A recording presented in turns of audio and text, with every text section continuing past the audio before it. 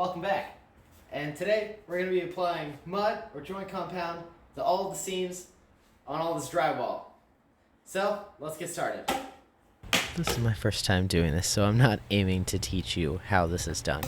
But I started by putting some mud on a tray, which is apparently called a hock, and I started going at the screw holes. Now, I've worked with Bondo and tons of wood filler before, so this part isn't too far off.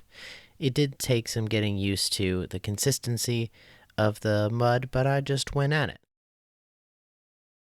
After I finished covering up all of the screw holes, I jumped the gun a bit and did a full seam without recording because I wanted to just see how it would go, and that's when I realized, I should turn on the camera. But after I mudded all of the screw holes, I taped all of the drywall seams, and I highly recommend the adhesive mesh drywall tape if you're new at this like I am. It really helped in being able to tape all the seams before going to actually putting any mud on the walls versus traditional tape that requires a lot more skill and doesn't have any adhesive, which I was not going to try my luck at this time. To smooth out all the seams, I used a 12-inch trowel. It really helped me feather out all of the edges to get them nice and smooth, and just took my time.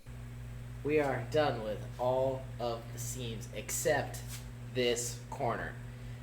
Now, I am by no means an expert in doing any of this. In fact, this is actually my first time doing full walls of joint compound, mudding, taping, all of that stuff.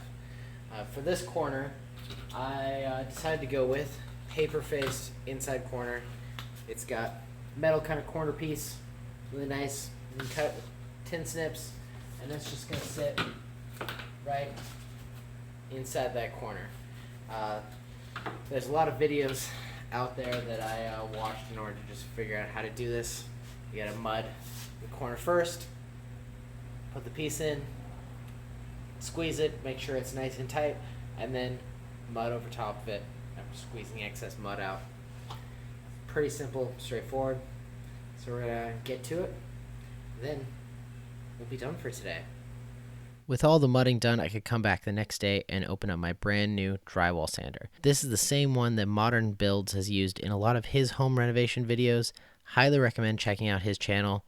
Really great, really informative, and it looks super sick with the lights on. I mean, come on. That's sick, right? And I have to say, it worked way better than I expected. It took me no time at all to sand both full walls by myself with no ladder.